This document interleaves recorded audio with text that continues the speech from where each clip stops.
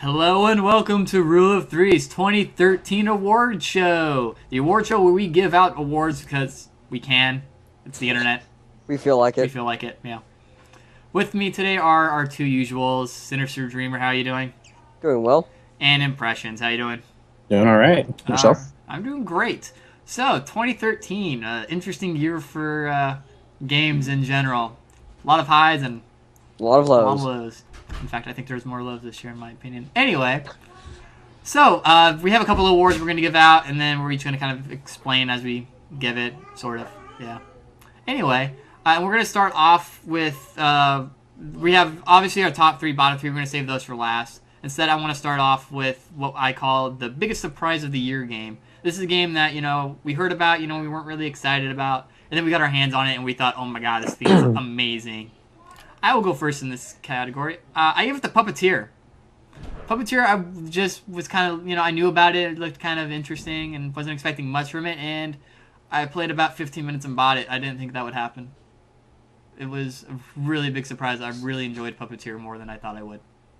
Synyster. Well, just real. Chime Well, in. okay. Are we? Oh, sorry. Cut. What? Are we chiming in on each of your? Yeah, each you of the- can. Just, Yeah, go ahead. all right. Chime. So yeah, Puppeteer was really interesting just because of the way it was done. I never thought that a marionette kind of format would be a good foundation for a game, and it was actually pretty enjoyable. I mean, obviously, it's not as I didn't feel it was as good as you did, but it was still enjoyable. Synyster, anything you want to add to Puppeteer? No, I actually never got a chance to play that game, so... Oh, that's right, you 'cause didn't. I think GameFly or whatever screwed up during that point, and, well... That's right, that was during the GameFly debacle we had. Anyway, Synyster, what's your biggest surprise? My biggest surprise actually was Resident Evil Revelations, because the fact that... After seeing, how Raccoon City, Operation Raccoon City went, and how 6 was, I was like, okay, great. It's going to be another game that there's probably going to be a buggy AI or, whatever's going to happen. I actually sat down, played it, and played the crap out of that game that it's like, I played it from beginning to end. And it's like, I actually enjoyed it. Yeah, I agree. RE Revelations was a definite pickup from, at least in the survival horror sense. It was a lot closer to what 1 and 2 in the Yeah, original. What was the story on that one again? It was basically right before 5, I want to say. For Jill's story? Yeah. Yeah. That's what I thought. Okay, cool. Yeah. It was. T-Biz. Anyway, and impressions. Yeah, my biggest surprise of the year was Fuse. It was is a not multiplayer. You have multiple characters in which you play and you switch between and play through a campaign, but they all have different abilities. But I actually really appreciate the fact that those abilities worked in tandem with each other very well if you were to combo them. And I played the co-op campaign with a friend, and that actually made it really fun. And we ended up going through the entire game in one sitting. So that was a big surprise. I really wasn't expecting much from that game. Yeah, once So again, that would be from my perspective, I just said single player is, I didn't care for it as much. But, once again, co-op was the purpose of that game, so obviously co-op probably made it much better, as you stated. Yeah, pretty much. It's kind of the same in my book, because I was like, playing the single player, it's like, oh, great. Alright, this is kind of annoying. But I could see where the co-op aspect would have probably brought that game to a lot higher standard. Alright, so next is biggest disappointment. This is the game that we're looking forward to some extent. Really, very much looking forward to. Came out and it was nowhere near as good as we hoped it would be. And we're going to start off with impressions on this one. Well, it actually works out considering that the one I just came from, Fuse, was a game that was intended with had a strong co-op, which is what made it strong, or made it good. Next, for me, my disappointment is Lost Planet 3. I felt that game made a wrong move in removing the co-op element that was prevalent in Lost Planet 2 and focusing on the single-player campaign, and pretty much also nerfing the mechs significantly into like the bulkier oil rig types. And it just deviated a little too much from what I felt was core to Lost Planet and Lost Planet 1 and 2. So that was my disappointment. Yeah, see, I like 3 better than 2, but that's because it went back towards where 1 was. I didn't mind a lot of the stuff that bugged you as much, especially the co-op stuff. I never played Lost Planet for co-op. Yeah, for me, Lost Planet 3 was like, it's a prequel. Yeah. What do you expect? It makes sense, like story-wise. I mean, for it to have crappier stuff, but there have been plenty of games out there where the prequels have had way more advanced stuff than the original. And I don't know why they decided to break the mold on this one. I mean, kudos for trying it, but I think they nerfed it a little too hard. All right. Synyster, what's your biggest disappointment this year? My biggest disappointment, and I'll probably get hounded for it, is Battlefield 4, because the fact that, honestly, seeing everything that was coming for it, them announcing everything that's like, oh, here is this what you can do, buildings and all that. Great. Love it because of the fact that, it's a kind of proven concept in their prior ones. It's just once it launched, it just downright sucked because the fact that all the bugs, the fact that, things weren't implemented right, and just like, okay, you can try to jump into a battlefield and sit there on a loading screen and go, okay, I'm going in, and all of a sudden you're back at matchmaking start again. It's like, what? Yeah, bugs killed the launch for BF4. It's a good game when it works, but so many issues with that game. Yeah. I'm in agreement, and as you all know, I'm the Battlefield proponent of the three of us, and I will agree completely that Battlefield on day one was indeed a huge disappointment. Everything that they advertised was not there at the present, but as this will reappear later in another list of mine, I'll go ahead and save the pros for it later. All right, so next on our list is the Guilty Pleasure game. This is the game that, not necessarily the best game or even that good, but it's the game we keep playing because we enjoy it for some sick reason. We'll start off with Synyster on this one. This will be kind of a game that some people may understand, some people may not, but XCOM Enemy Within, yes, I know it's a DLC, but it added more to the base game, and I find myself when, I'm not doing much of anything, if I'm not, playing 14, or if I'm not playing something else, I'm sitting on XCOM playing that.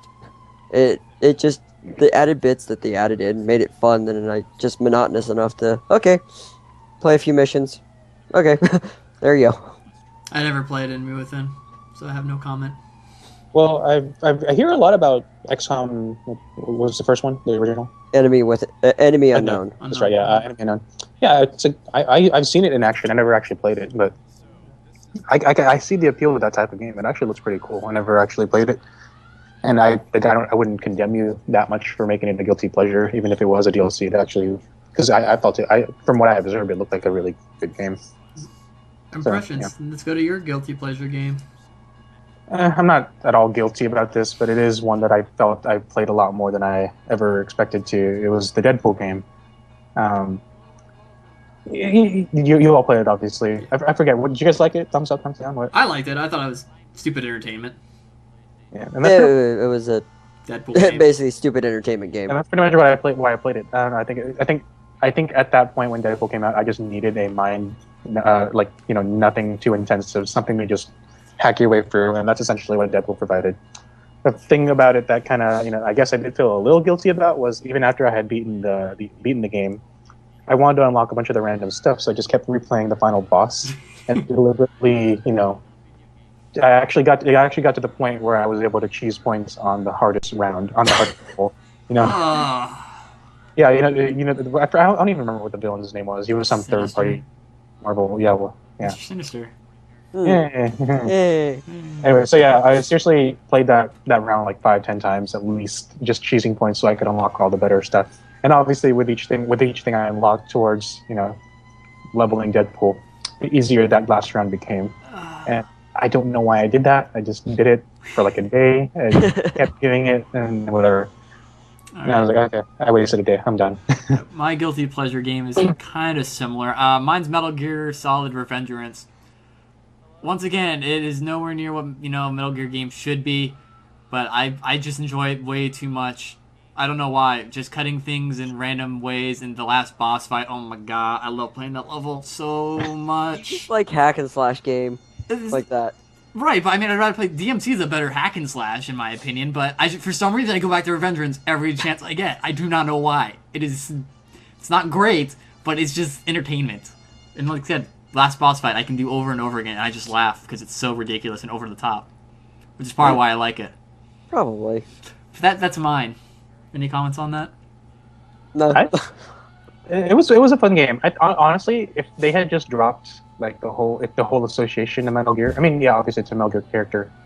I think a lot of people just get it in their heads that it's inferior because they put the Metal Gear label on it. You know? Yeah. Maybe if they named it somewhere else and just say, "Oh, from Metal Gear series is Raiden," or I don't know, maybe even just calling it Revengeance or whatever.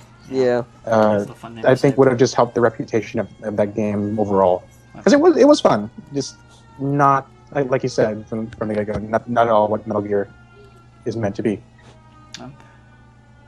All right, so that brings us to our honorable mention game. This is a game that didn't quite make our list for top and bottom 3, but it's a game that we want to make a mention of because we thought it was it's a worthy game of being on anybody's list. It just didn't make ours. Synyster, we'll start with you again. Again, probably get bashed for this in the comments, but for my honorable mention, because my top 3 is what I liked. I put Last of Us as my honorable mention because the fact that yes, I enjoyed the game. Yes, it was kind of post-apocalyptic America and surviving whatever. Overall, it was a fun game. Something I'd probably pick up sometime later to finally finish and go from there. Impressions. For me, for my honorable mention, I put Ni no Kuni, and I have, as you know, you might be surprised that this is on one of my lists at all because it's an RPG, but I wanted to put it on there because on as an honorable mention because as far as game making is concerned, as far as art and music and storytelling, everything good that is supposed to go into a game, Ni no Kuni meets a lot of those requirements in my opinion. And while I haven't beaten it, I haven't gotten very far in it. It is a game that I plan to go back to and finish once I have the time. And for that reason alone, that the type of game, being the type of game that it is, I felt it was worth mentioning as mine, and that's why it's a good game. Miyazaki, and I think a lot of it is that too, reputation for Miyazaki. All right, and then my honorable mention goes to Assassin's Creed 4. It's the best pirate simulator I've ever played. Not a great Assassin's Creed game, but a great pirate simulator, and that's all I play it for. So AC4, thank you. Thank you for letting me live out my pirate dreams. Yeah, I'll play that. I'll play your copy as soon as I get time as well. Yeah.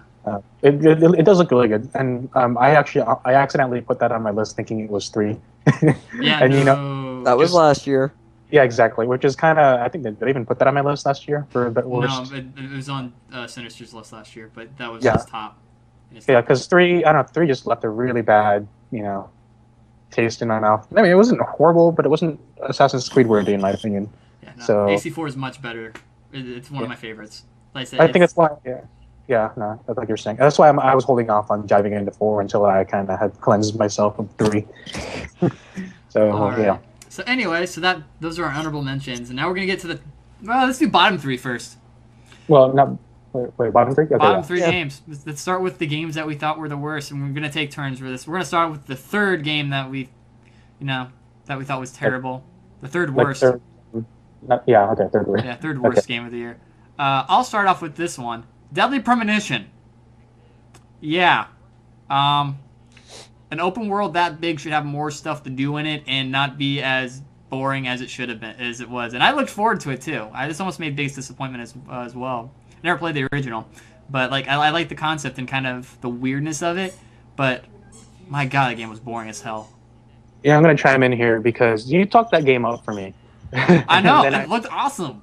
Because it's also it's also my third worst, whichever one it was. Yeah, you talked the game up to me, so I was really kind of surprised. I was really curious once I started playing it, and then I saw the quality of the graphics, and I saw, oh my God, this was a ported game. It's like I really don't think porting this game would have improved it at all, and it's bad. I don't know. I never played it then, but I assume it was as bad as it is now. So it's on that list for me as well. Synyster, do you have anything to chime in on Deadly Premonition? No, I never played the game. Oh, that's right. It was you and Impressions played it. I looked at him like, nope. All right. Well, let's go to Synyster. Well, what's your third worst? You're spared. You were spared. Yeah, you were. What's your third worst? Since we know Impressions. My third worst is Ratchet and Clank Full Frontal Assault. Okay, I like the Ratchet and Clank series. Just don't tie it with a tower defense slash runabout with dungeon defender kind of deal. Oh, really? Yeah. Because Full Frontal Assault was, hey, you've got a base. Now you've got 2 entryways for enemies to come down. Now you start building defenses, and you take your character and run out and kill them before they get to your base, or you can let your guns get to them. It's like, really? Like the association with Ratchet and Clank is probably what hurt it. Yeah, it's yeah, like, I would agree with that. it's like, really? Yeah, if I may Ratchet and chime, sorry, I'm just going to chime in real quick then. If you want to play guitar defense, play Sanctum 2. Yes. There you go. That was Game actually placement. that was a yeah. I would have placed that as an honorable mention, but it's not really high enough on any of my lists. It was a good surprise though. Yeah, no, Full Frontal Assault was Yeah. Yeah, we were playing that. I was not excited. I thought it was gonna be good, but then it was like, what? And then it just even the fact that me and Lizzie played it together, and we both hated it. Yeah, that's never a good sign. So we're gonna move on to number 2, the game that we think is the second worst game that came out this year. Impressions. What is number 2? I put Defiance on there, and I was really ready for this game too. I mean, it's also a huge disappointment as well as being a bad game. They invested so much into it. They wanted to tie it into that television show on the Sci-Fi Channel, which I didn't even bother watching because of the impression that the game left on me. Any of you watch the show? No. I saw like a bit of episode 1. Any good? Had potential, but no. Had potential. Gotcha. Had. Okay. Oh, okay. Yeah. Well, yeah. There goes the show. It had a lot of elements that needed better execution. It was like very open world, and it was actually a lot of people all in there all at once. But this is an example of what happens when they chose function and sacrificed quality. Like visual aesthetics, which I advocate for sometimes, but not to the extent that Defiance did. Yes, there were 50 of us on there all at once, but the game looked horrible. Okay, just to chime in, just to kind of put it into reference how bad that game was. The fact that you could take the talent stealth, stealth behind an enemy, reappear, fix what item you needed, stealth, and go away, and not have the enemy even look at you. It's like, really? Yeah. Game design for the win.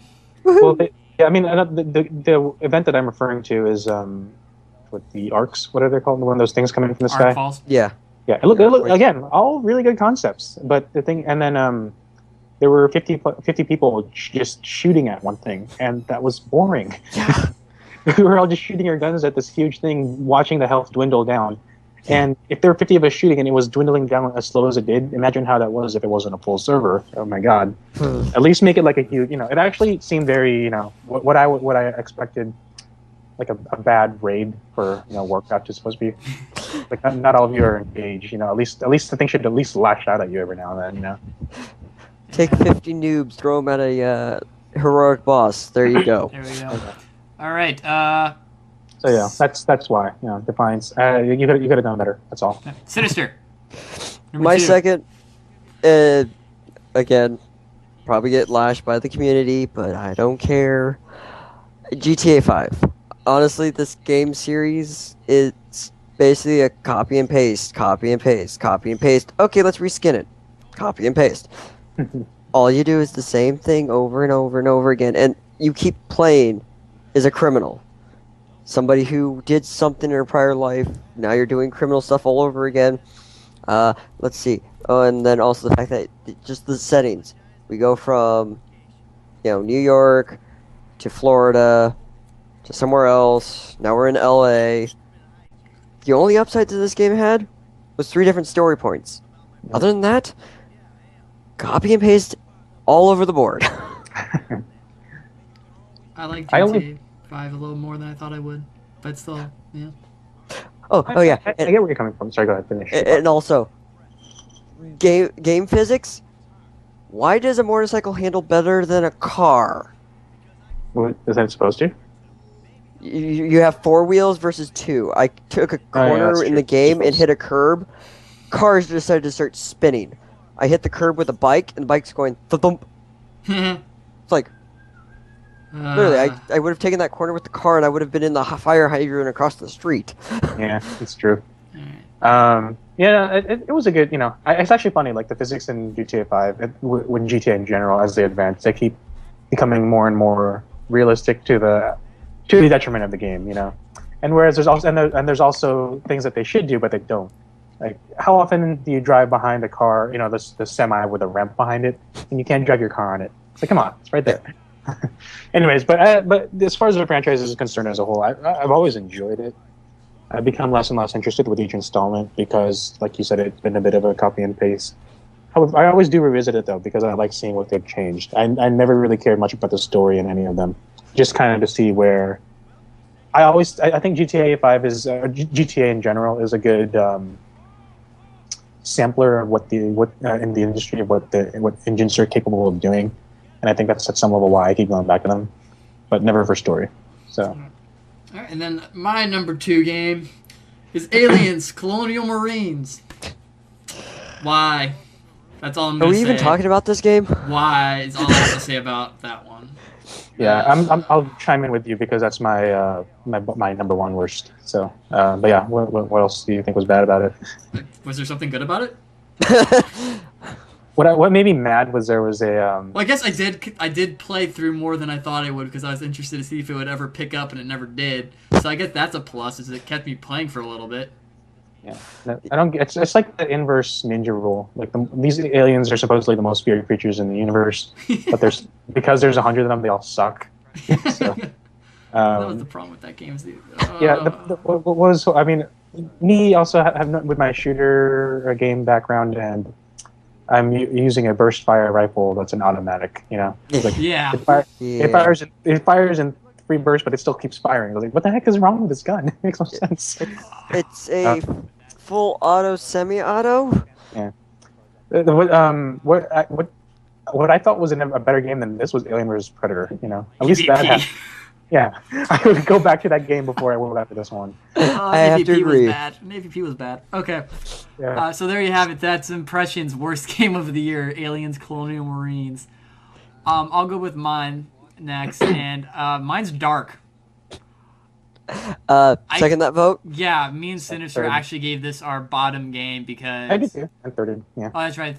This is kind of the overall worst game. Yeah, if we had an overall worst, yeah, I would, yeah, go on. I tried to keep interest. Like, the setting stuff, it all looked cool, but everything about it just screamed terrible. And it was terrible. And I rage quit, and I don't rage quit a lot.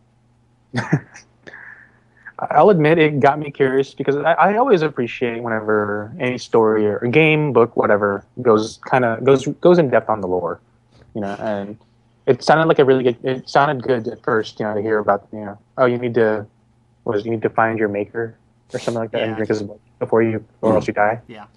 Well, mindless zombie vampire thing. Yeah, basically, you got bit, and now you have to go find this guy that's been around for long enough that you have to go suck his blood so you can turn into a full vampire, or else you become a mindless one.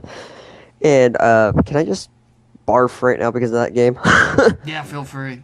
Because of the fact that that's just how I felt. Was like playing that game. I'm like, seriously, it possibly had more potential, but.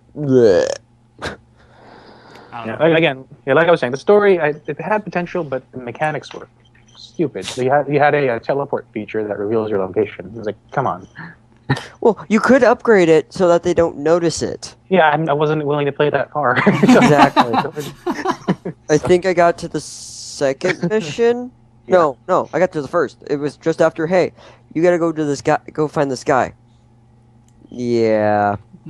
I don't know. The fact that I could dance in front of guards and they still wouldn't notice me from like 5 meters away was pretty bad as well. That, and if they found a body, oh, there's a dead guy here. 5 minutes later, hey, it's the same dead guy. There's somebody still here. It's like, you noticed it before. Yeah, the AI was horrible. Oh, anyway, so that's Dark. Congratulations. In a nutshell. You're bad and unredeemable in most cases. The dark. Yes. Needs to be thrown into the void of space and never seen again. So congratulations, Dark, for making me sad. All right, so with that, we're going to move into our top 3 games. These are the games that were actually good. Synyster, let's start with you. What's your number 3 game this year? My number 3 game is Splinter Cell Blacklist. It's honestly, for me, Splinter Cell has been one of the franchise parts that I have enjoyed. I've liked the whole, CIA espionage side of things, where it's like you're a unit that is known by the president, but everybody else just looks at you as like, who the hell are you? I enjoyed Blacklist because the fact that it's like, okay, Sam's back, and it's now, hey, stuff's happening in the United States that we've got to stop. Let's go do it. What was it called? It's a little bit more stealth heavy too. Yes, or actually, ish. But you could play it like how you felt. If you wanted to stealth through the whole thing, you could stealth. Right. If you wanted to do, just wail and gun away and just full auto everything, you could do that. If you wanted to try to do a little of both, you could do it. The setup for it wasn't like all like stealth. It was, hey, how do you feel like playing this mission? And they gave you reward, bonus points for certain styles of play, and then you got and went and bought whatever guns you wanted to buy, and went from there. All right. Yep. And the co-op part of it, sorry, but I have to throw this out there. The co-op part of it actually is pretty fun because the fact that mission-wise, you can have single mission, which is the main story. Then you have side missions, which you can do solo or co-op, and then there's just co-op missions. So it's like you can do pretty much almost everything without the two extreme points. I always respected the franchise. It was never just in general. It was never a go-to game for me. I mean, that's kind of the only time I ever played it was because of this review or because friends recommended it. But I mean, I agree because that character Sam was it? Yes. And or if it was someone else, the Splinter Cell agents and whatnot, they're up there as far as prestige and like recognizable figures in like stealth gaming or war mercenary or war character gaming. Up there with Solid Snake, up there with I don't know, those are the only two I can think of actually. Yeah, well, if you basically do the two espionage style games, you've got MGS, Metal Gear Solid, and then you got Splinter Cell. Yeah. All right. So yeah, it has its good reputation, so yep. I'm not surprised it's up there for you. Impressions. What's your number 3? Number 3, just to kind of contrast with JJ's or with Synyster's bottom 3, was Battlefield 4, and like I said, I'm being the proponent for it. I blame EA. I blame DICE a little bit because of how they let the game be that buggy on release. It's also my bottom, my third place because I have faith that it's going to become better later. While that should no means be a, really be a good point. It'll get better later. That's not really something you want to say about a game. I don't know. That seems to be how that EA wanted them to operate. Was let's release it as it is, and you can fix it along the way. And I think that might have just really sullied the release date, especially when they were, pulling out all the stops to compete against Call of Duty. I thought it was just a very bad move. But the game itself, it is gorgeous when it works. That's the problem, when it works. like when I said Synyster's thing. When it works, it's a great game. When it doesn't, the game is bad. Yeah. But yeah, when it works, I love it. When it works. Yeah, it's good. It brought a lot of new things to the table too. I like the 64-player conquest that's finally been enabled on console. Yeah. I like the commander mode, which you can play on a tablet. I think that's a nice little touch, even though no one plays it right. I like the integration with the apps where you can maintain your loadout and whatnot. That just seems to be it's a good one of the first games I know that's done it well. Is it the first? That's had a companion app. Yeah, then definitely it's a good pioneer in that type of setup. It works very well, and I hope they keep doing stuff like that on other games, not just Battlefield. All right. So that's why it's up there. So my number 3 is Ni no Kuni, Wrath of the White Witch. Game was awesome. It made me feel like a kid again. Drippy's awesome. That is all. Hey lad. Hey lad. No, I love the game. It's one of the best JRPGs to come out. This was a really hard spot for me to give because I was either going to give it to Ni no Kuni, which I gave it to, or Tales of Xillia. But I think Ni no Kuni held my interest. I think it's just mechanic-wise because of the Pokemon aspect of it kept me going a little bit longer. Which is all the more reason why they need to make that Pokemon RPG, Yeah. right? Yeah. Animal. So yeah. So now we're gonna go to our number 2 game of the year. Number 2. Let's start with impressions. Number 2, I put Resogun. It's kind of sad that this is my favorite PS4 game so far, but it really is the best one out there right now. You know, if you really consider all things considered, you know. Resogun is awesome. Yeah, Resogun. It's as you know, it's a Galaga-esque game, but you can go both ways, left and right. It works on a cylindrical field, and you're on the outside plane of that game, and it's just very well done. It's very pretty much. You just sit there and try to get high scores, and I think it's just a really fun component of it. I know a bunch of my friends and I are keep going back and forth on this one. One of them decides to text me in the middle of the night with a quadruple of my score, so I quadrupled his score. Is after, and I feel like that's going to keep going on forever. So not forever, for a while. For a while. Now Resogun's it's a fun, simple, mindless game to play. Mm-hmm. So well, not yeah, mindless, it's hard as hell. Yeah, definitely want to keep it up. Keep playing it. It's one that if I'm not really feeling like diving into Battlefield 4 or like an adventure game, I'll just play Resogun for about half an hour and then I'm good. And it actually works best that way because if you play Resogun too long, you kind of start losing your edge. You start sucking at it. Yeah. So it's good because it's meant for small bursts, small doses. All right. So do you have anything to say, Synyster, before we move on? Nope. Okay, so my number 2 game. Okay, so 2 and 1 were very, very, very, very difficult for me to figure out. Number 2, though, goes to Last of Us.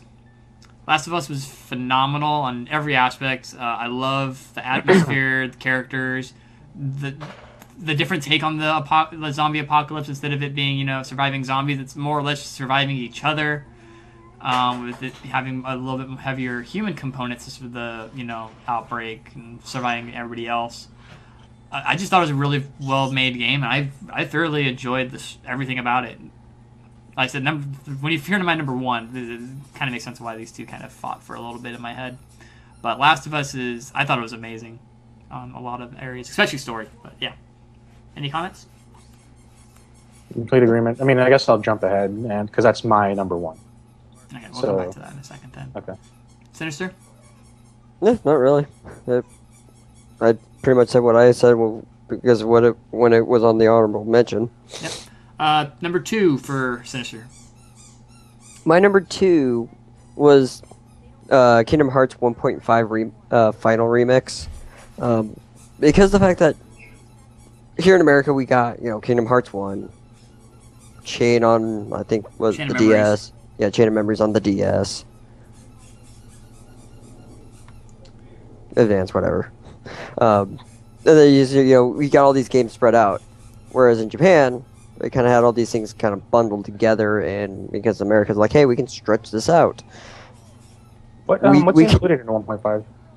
1.5 was 1 Chain of Memories and 385 by 2, but you didn't have to play it. You just watched the cutscenes. Yeah. Okay.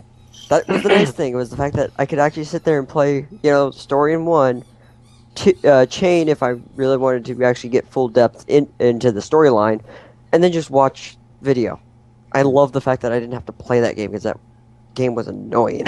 How much footage was that? Like, it sounds like it. 3 hours of videos. Seriously, it constituted that long? Yeah. Yeah, 3 hours of videos, and also the fact that when they bundle have this in the package, there's achievements for it. So after a milestone of watching, you get a trophy for watching so much. Yeah, no, that's kind of sad when you consider that game could be reduced into a movie.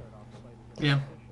Yeah, so whatever. 1.5 though, it's a game I've been meaning to pick up because I like both the games that are included, and it's nice to not have to play 368 or whatever. Yeah, I have. The thing is, okay, I beat 1 obviously. I never really got into Chain of Memories and that card system. I'm sorry for those of you that love that system, but I couldn't get into it. I never touched 350, whatever, some 300 plus divided by 2, whatever that one was. But once, maybe later on, I'll be able to pick this up in anticipation of Kingdom Hearts 3. Or what I'm thinking on, and they better do this, is put in a collection on the PS4 that has all of them.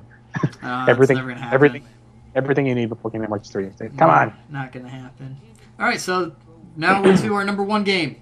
These are the games that we think were the best of the year. And since Impression's already mentioned his, let's go with him first. Yeah, The Last of Us is the best game of the year, in my opinion. Best game of the PS3, in my opinion, or one of the best games in the PS3.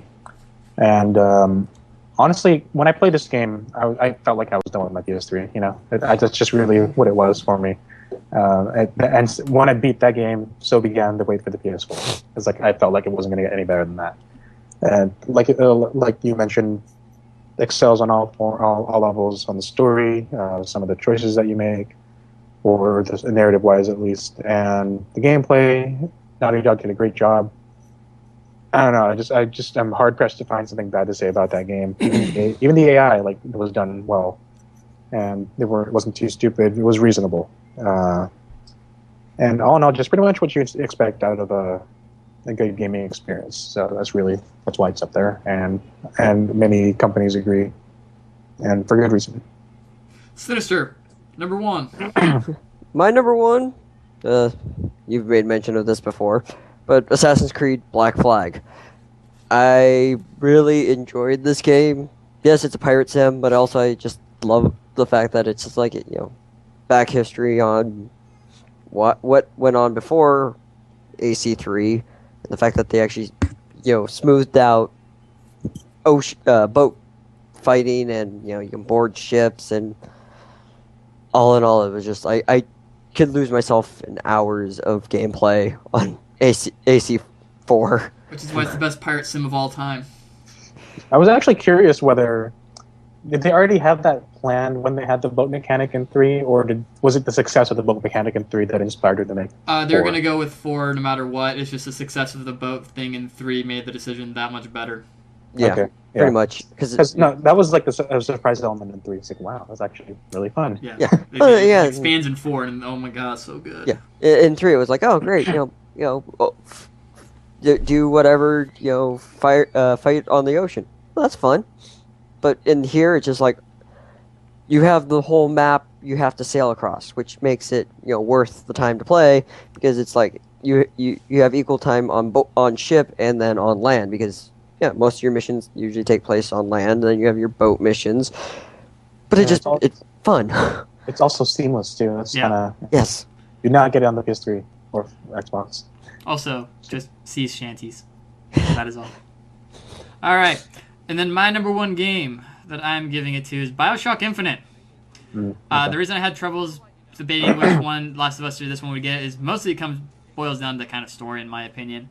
While the shooting mechanics in BioShock Infinite aren't the greatest, the storyline I thought was amazing. I loved every bit of the game. Elizabeth is one of my favorite characters. It happens to be the name of my wife. So that was kind of that weird thing when I was talking about this game. And my love for Elizabeth. People got confused sometimes. But everything about it, I just really, really enjoyed it. That, and also the tipping point was the 1996 mode, or whatever it's called. That was ridiculously hard, and I enjoyed the crap out of it. Thank you for giving me that challenge game. Thank you. But I really enjoyed BioShock Infinite. I thought it was really, really well done. And I'm waiting for both of the Rapture DLC to come out before I purchase it. Yeah. But good job for making me like a first-person shooter. Yeah, I agree. It is one that was a surprise for me as well. I don't know what it was about that particular BioShock, because as you know, I struggled with 1 and 2. I couldn't get into those 2. And then I don't know what it was about Infinite that just jived with me. So Infinite was just well made and well produced. It was just like I had fun with it. I think I just appreciated the visuals too. I didn't really like being in an underwater dark cellar and the entire time, and maybe just kind of motivated me less. But yeah, it just I don't know what it's just a really fun game. It's one that I plan to go back to and beat when I have the time, because I think I ran out of time with the rental. Play 1998 mode or whatever it's called. Do it. Play that. Yeah, okay. That's ridiculously hard. It's awesome. Okay. What is it's a level or what? It's a difficulty level. It limits. There's a bunch of limiting stuff. I'll talk to you about it later. But anyway. Okay. So the last award we're gonna give out is the Rule of 3 game we agree on award, which is really just the game we agree kind of deserves Game of the Year to some extent. It may not be our favorite game, but we all kind of came to a consensus after talking and voting.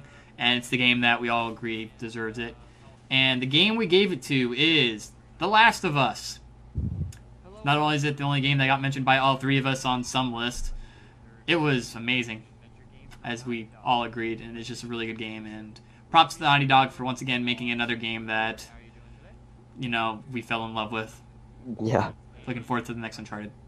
Yeah, I still need to see that teaser, but I don't know. I also hope that they don't make a sequel to The Last of Us. Oh, neither do I. I don't know. Yeah. It's one of the few games I want just to stay alone.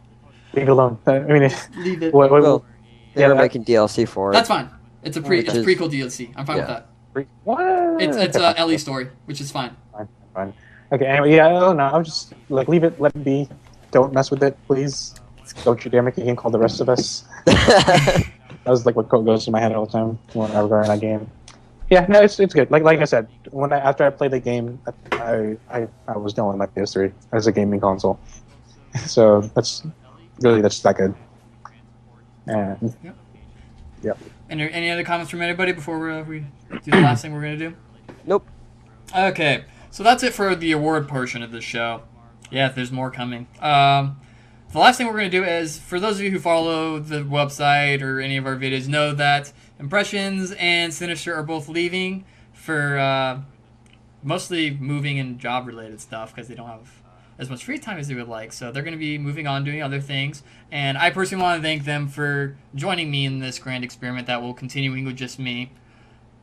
This has been some of the most fun I've had in a long, long time doing these videos and talking with these guys. And with that, I just want them to, you know, do well in whatever they're going to be doing. And do you guys have anything you want to say? Synyster?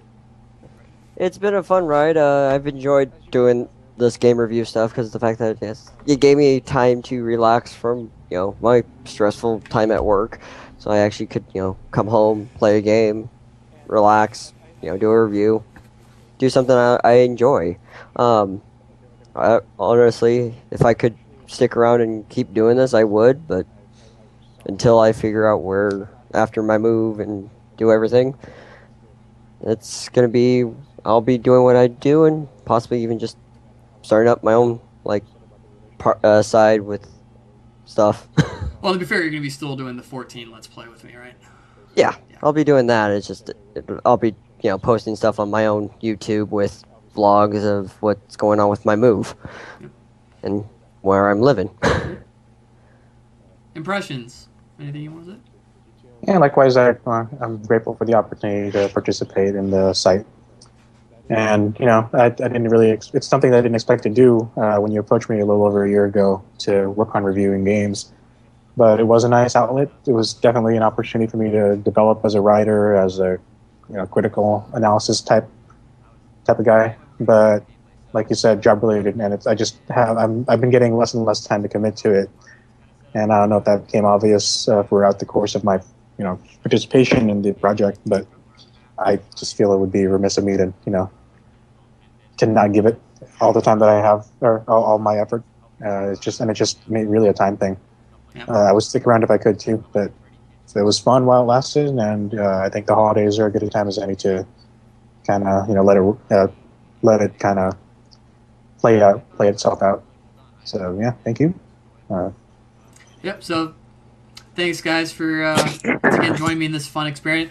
This is the last video for the year. Well, I'll be back in January, not Wheel anymore. I'll be back in January once there's some new game releases and stuff that come out. I'll probably be posting a couple just holiday videos of games I've been played in review real quick.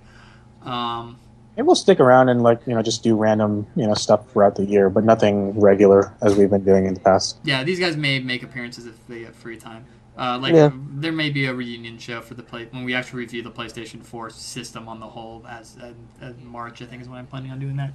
But anyway, Yeah, once stuff settles out with problems. yeah, and then I'll also have an Xbox One since I'll have one by then, hopefully. Anyway, so once again, thanks everybody for listening. Thanks to all the supporters this year and everybody who's joined within this year and stuff. We always appreciate hearing comments. If you have any comments about any of the, you know, games reviewed and gave positions on our list, you know, feel free to talk about it. If there's a game we missed that you think deserves a spot, you know, type it out. Like I said, I like reading them. I try to respond as quickly as I can. Hopefully I don't have another October debacle. yeah. That throws everything off again. Yeah, good times. So I'll see everybody next year.